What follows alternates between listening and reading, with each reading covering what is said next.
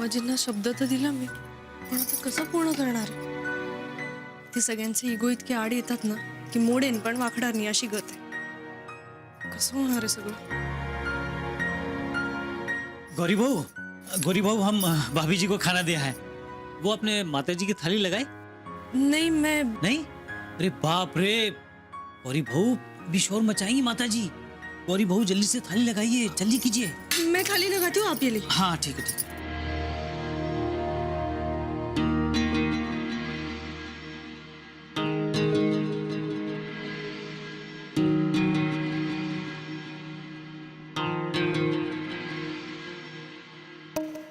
मैं आती हूँ। हाँ जी।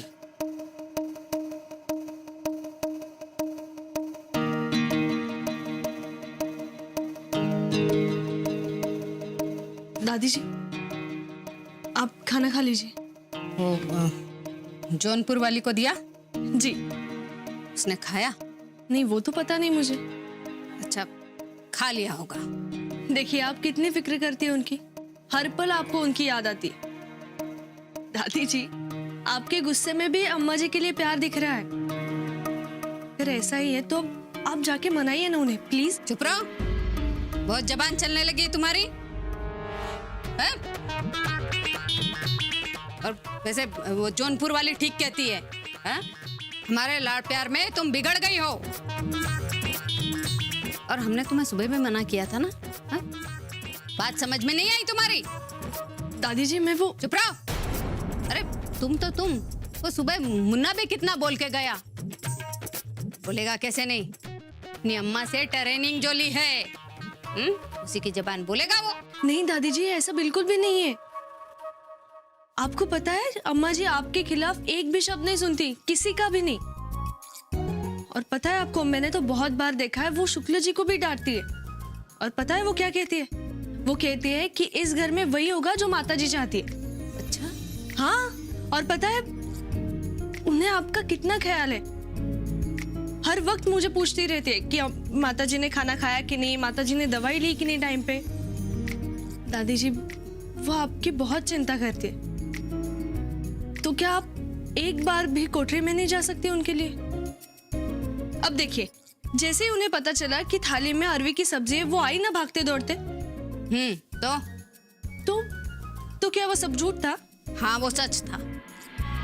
ये सच है कि हमें अरबी खाने से तकलीफ होती है, नाटक नहीं था। लेकिन अब जो ये जौनपुर वाली कर रही है ना, वो नाटक है। सब काम चोरी और मक्कारी है ताकि काम ना करना पड़े। बाकी वैसे तो सब खा पी रही है? अरे अगर वो असली में रूठती तो खाना पीना छोड़ती, तब फिर हम भी जाते मनाने उसे और माता प्रसाद भी। लेकिन दादी जी सबने कहा ना, हम नहीं जाएंगे तो नहीं जाएंगे। जाओ अपने ससुर को खाना भेजो। जी।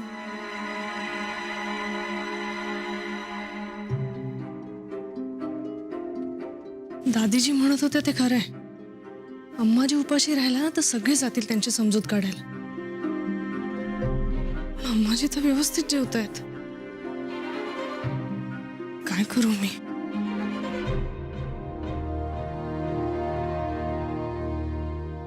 विश्राम चाचा, डब्बा मुझे दीजिए, आज मैं जाती हूँ दुकान खाना लेके। नहीं, अरे नहीं गौरी बहू, आप नहीं जा सकती।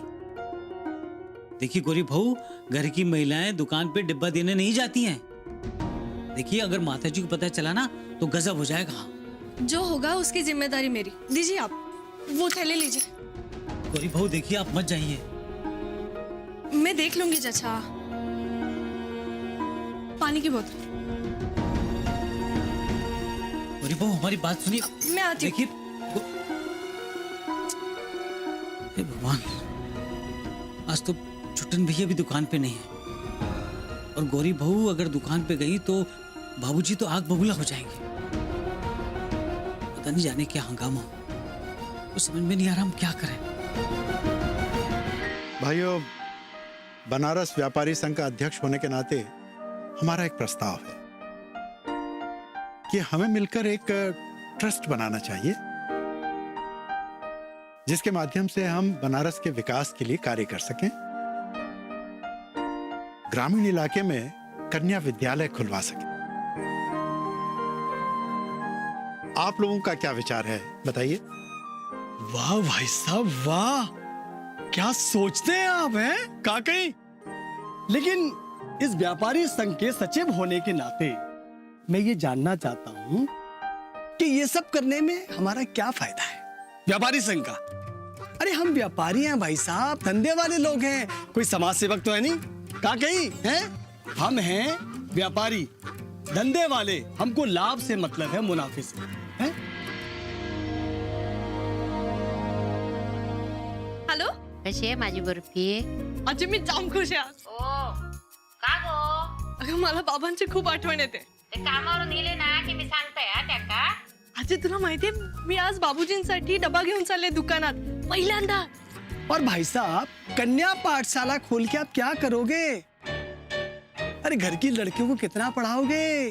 पाकशाला, पाकशाला खोलो भाई साहब, ताकि घर की बहुएं, लड़कियां कुछ खाना बनाना सीखें, कढ़ाई बुनाई सीखें, घर के काम सीखें, घर गृहस्थी के. का कही तुला आठवतंय, मी बाबांसाठी सुद्धा असाच डबा घेऊन जायचे. आजी मला आज पण असं वाटतंय की मी बाबांसाठीच डबा घेऊन चालले. वा वा वा, छान छान. हो बरं आजी, बाबा आल्यावर त्यांनाही हे सांगा. मी आता फोन ठेवते, मला उशीर झालाय. Bye bye. क्या कह रहे हैं हम? हाँ, वैसे भी आजकल ज्यादा पढ़ लिख कर लड़कियों का दिमाग घूम गया है. उन्हें घर की दहलीज लांघकर बाहरी दुनिया में घूमने का बड़ा शौक लग गया है. सुन रहे हैं भाई साहब? अरे देखो, आपने कहा और उदाहरण सामने है.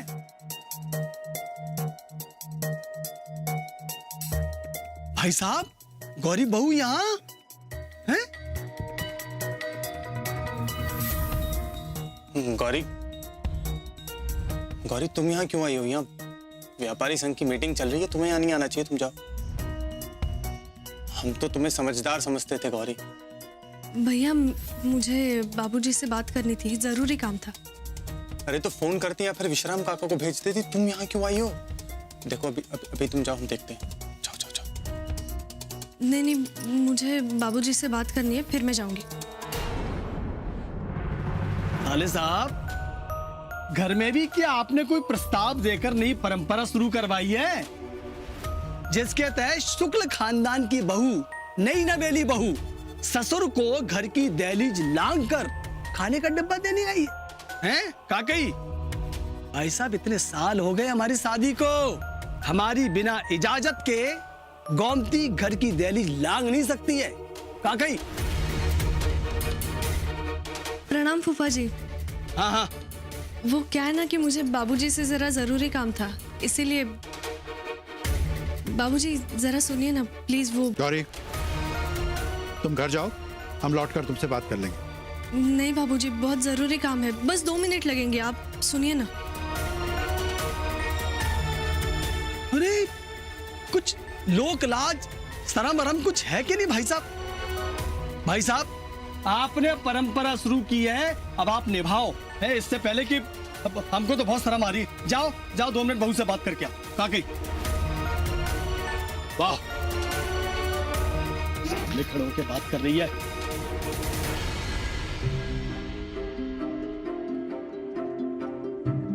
एक बात बताओ, तुम यहाँ क्यों चली आई? ऐसी क्या मजबूरी थी जो यहाँ आना पड़ा तुम्हें? अगर विश्राम नहीं था घर में तो हमें फोन कर देती, हम राम को भिजवा देते, लेकिन तुम्हें यहाँ नहीं आने देते. अब देखो, ये जीजा जी और बाकी व्यापारी पूरे बनारस में इस बात को फैला देंगे. किस किस को सफाई देता फिरूंगा मैं? बाबूजी, मैंने फोन किया था आपको, लेकिन आपका फोन नहीं लग रहा था, इसलिए मजबूरी में आना पड़ा. बात क्या है? क्या बात? बाबूजी, अम्मा जी की तबीयत है ना, कुछ ठीक नहीं लग रही है. मतलब वो खाना नहीं खा रही है, पानी नहीं पी रही है, वो सोती तक नहीं है. ऐसे तो वो बीमार पड़ जाएगी ना, तो आप प्लीज मनाइए ना उन्हें.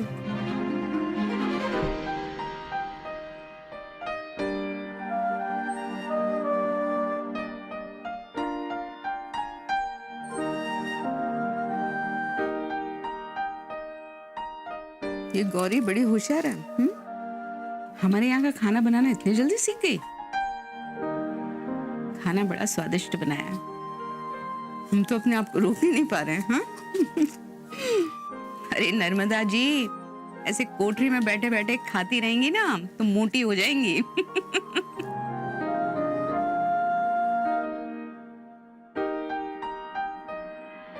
2-4 दिन खाना नहीं खाएंगे ना तो कुछ नहीं होगा, बस 200-400 ग्राम वजन कम हो जाएगा। ऐसे कैसे कह रहे हैं आप? बाबूजी वो आपकी फिक्र करते करते खाना पीना छोड़ चुकी है और आप ऐसे कह रहे हो? हाँ कह रहे हैं। और तुम ये मत कहो कि उन्होंने ये सब हमारे लिए किया। उन्हें अगर जरा भी फिक्र होती ना तो वो कोठरी में नहीं जाती। लेकिन बाबूजी देख बस, अब तुम उनकी वकालत करना बंद करो और जाओ यहाँ से। हाँ मैं जाती हूँ घर, लेकिन मुझे पता है अगर अम्मा जी भूखी रहेंगी तो आप भी कुछ नहीं खाएंगे, इसलिए आप मनाइए उन्हें। अच्छा ठीक है, हम देखेंगे, तुम जाओ।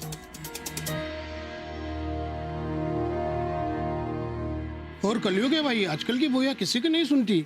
अब ये माता प्रसाद की बहू देखो, मुंह उठाकर आ गई दुकान पे। वो इसलिए मनोहर लाल जी कि ये मुंबईया लड़की है, हैं? अरे मुंबई में कुछ रहन सहन की कोई तमीज तो है नहीं। लड़की कौन है, बहू कौन है, कुछ समझ में ही नहीं आता है। अरे हमारे घर की बहुओं को देखो, इतने घूंघट में रहती हैं, हैं? घर से बाहर नहीं निकलती, यूं सरेआम बाजार में नहीं घूमती। कहा गई भाई साहब, क्या बताएं। साले साहब, ये क्या मंत्र फूक गई बंबई वाली बहू आपके कान में? आपके तो चेहरे का रंग ही उड़ गया है, हैं? और घर में कोई महाभारत का नया अध्याय तो शुरू नहीं हो गया? कहा कही? अरे हाँ, एक तो पहले ही बहू के आने से रंग उड़ गया है शुक्ली जी के चेहरे का, ऊपर से तुम उनकी दुखती रग पर हाथ रख रहे हो। अरे मनोहर लाल जी, घर के दामाद हैं हम, हमका पूरा हक है सारी बात जानने का। आप बोलते क्यों नहीं साले साहब, हैं? क्या? अच्छा भाई, सभा समाप्त है, चलो हम चल रहे हैं साले साहब। जयराम जी की, जयराम जी, चलो।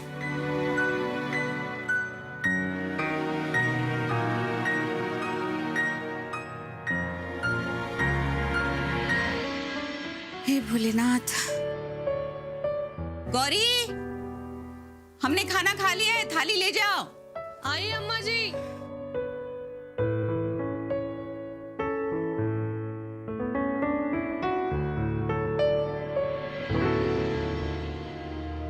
कहाँ गई थी?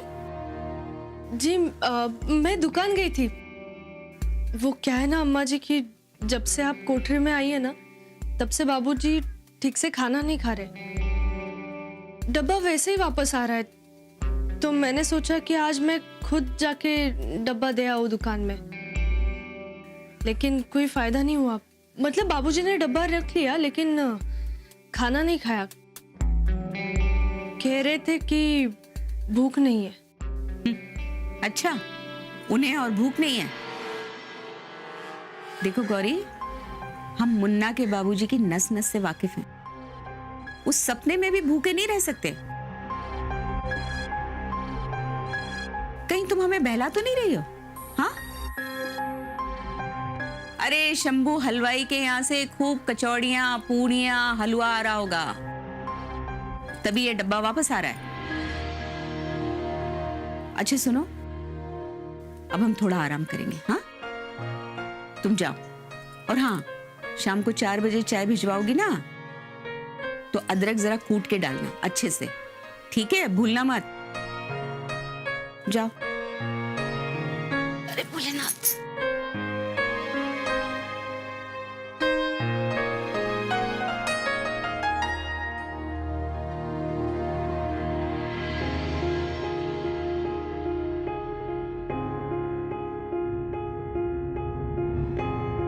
यांना तर काहीच फरक पडत नाही।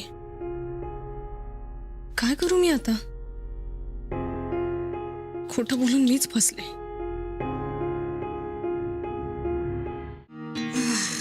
भोलेनाथ, 4 बज गए, लेकिन हमारी चाय अब तक नहीं आई। ओ जौनपुर वाली, अरे हम तो भूल गए। सिर्फ बड़े बुजुर्ग ना सही कह गए कि गलत चीज की आदत ना बड़ी जल्दी लग जाती है, और ये 35 साल में हमें जौनपुर वाली की तो जैसे लत ही लग गई। क्या करें? दादी जी, क्या हुआ? आप किससे बात कर रही थी? वो छोड़ो, ये बताओ चाय लाने में इतनी देर कैसे हुई? देख रहे हैं आजकल बिल्कुल ख्याल नहीं है हमारा तुम्हें। और सुनो, ये आजकल तुमने हमारे पास आके बैठना भी छोड़ दिया है? का 2 घड़ी समय नहीं है हमारे लिए? नहीं नहीं दादी जी, ऐसा नहीं है। वो क्या है ना कि अम्मा जी भी नहीं है ना, और सरला भाभी भी नहीं है, तो सारा काम मुझे अकेले ही करना पड़ता है, तो इसीलिए समय नहीं है। वैसे मैं क्या कहती हूँ दादी जी, आप थोड़ी देर अम्मा जी के पास क्यों नहीं जाती? मतलब उन्हें बहुत अच्छा लगेगा। और क्या है ना कि वो मुझसे कह रही थी कि उन्हें आपकी बहुत याद आ रही है, और कह रही थी कि माता जी के बिना मन नहीं लगता उनका। अच्छा? हाँ दादी जी, और वो बता रही थी कि माता जी की प्यारी प्यारी डांट सुने बिना मुझे खाना हजम ही नहीं होता, और कह रही थी कि माता जी जब डांटती है ना तो उसमें प्यार होता है, सीख होती है, अपनापन होता है। दादी जी वो बहुत याद करती है आपको। और पता है क्या कह रही थी? कि जब भी वो आपको देखती है ना तो उन्हें आप में अपनी माँ नजर आती है। सच में दादी जी वो बहुत मिस कर रही है आपको। आप भी उन्हें याद कर रहे हो ना? हाँ। नहीं नहीं, हमें बिल्कुल भी याद नहीं आ रही उसकी। हैं? और क्यों करे याद, जिसे हमारी कोई चिंता ही नहीं है। अरे अगर चिंता होती ना तो यूं हमें छोड़कर ना जाती। जाकर बैठी वहां कोप भवन में। अरे उसे तो चिंता है तो वो अपनी अकड़ और घमंड की, तभी तो जाके बैठी है। और सुनो, ये तुम उसकी बात करके ना हमारा मगज मत खराब करो। जाओ जाके अपना काम करो, जाओ। जी ये चाय रखो।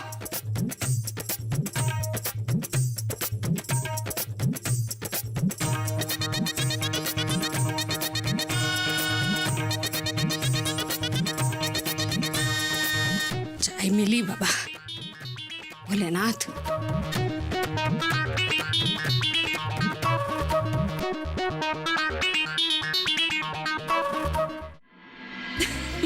कठिन है। क्या हुआ गौरी बहू? कुछ नहीं, ये अम्मा जी और दादी जी का रिश्ता कितना मजेदार है ना। देखिए अब मतलब दादी जी इतनी परेशान है अम्मा जी के लिए। मतलब उन्होंने खाना खाया कि नहीं, उन्होंने नाश्ता किया कि नहीं, हर पल उन्हें मिस करती है, लेकिन एक्सेप्ट करने को ही तैयार नहीं। और अम्मा जी वो भी दादी जी की बहुत फिक्र करती है, हर पल उन्हें याद करती है कि दादी जी को ये हो जाएगा, दादी जी ने दवाई ली कि नहीं, ये किया कि नहीं, लेकिन कुछ बताती नहीं है। अरे गौरी बहू ये आज की बात नहीं है, इन दोनों का बरसों से ऐसा रिश्ता है।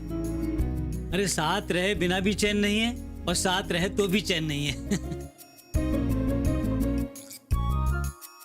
अरे वाह, अरे गौरी बहू ये देखिए खाना एकदम सपाचट, लगता है खाना बहुत पसंद आया है। ये देखो अम्मा जी उपाशी आहेत हे कळून सुद्धा बाबूजींवर काहीच परिणाम होत नाहीये। क्या हुआ गौरी बहू? अब नहीं नहीं कुछ नहीं, आप सब्जी लेके आइए। ठीक है मैं करती हूँ, वो आप जाइए। ठीक है ठीक है।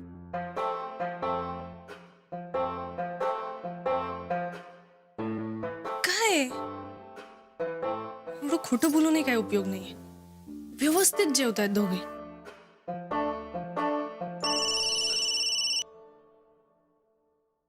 हेलो हेलो गौरी जी। हेलो गौरी जी कब से आपको बताना चाहते थे कि खाना बहुत ही अच्छा बना था, पर वक्त ही नहीं मिल रहा था हमें। मला एक कळत नाहीये तुमचा प्रॉब्लेम काय, म्हणजे तुम्हाला खाण्याशिवाय दुसरं काहीच सुचत नाही? म्हणजे तुम्ही चिडलात, रागावलात, भांडलात, अगदी प्रेमात असाल तरी तुमची कुठलीच गोष्ट खाण्याशिवाय कंप्लीट होत नाही का? अरे अरे क्या हो गया आपको? आज आपके गुस्से की घटा हम पे कैसे बरस रही है?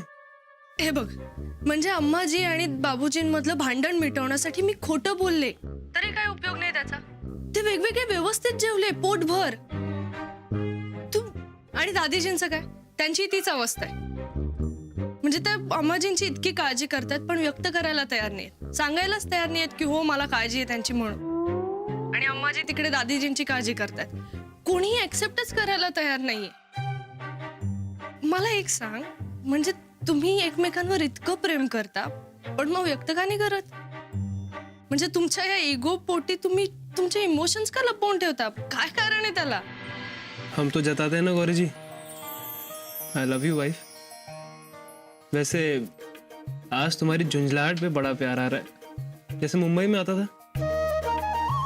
याद है शुरू में कैसे झुंझलाती थी आप हम पे? बस बस आता जास्त लाडात येऊ नकोस हं तू मुझे खाना बनाना है. क्या खाना बना रहे? गौरी जी इस बार प्यार के बीच में खाना आप लेके आई हैं, हम नहीं. आपको पता है क्या? इसका मतलब आप पूरी शुक्लायन हो चुकी हैं. हो बाबा झाले शुक्लायन. पण या शुक्लायन मध्ये मुंबईची मुलगी लपली आहे हे विसरू नको कळलं. ठेव फोन आता. Okay bye.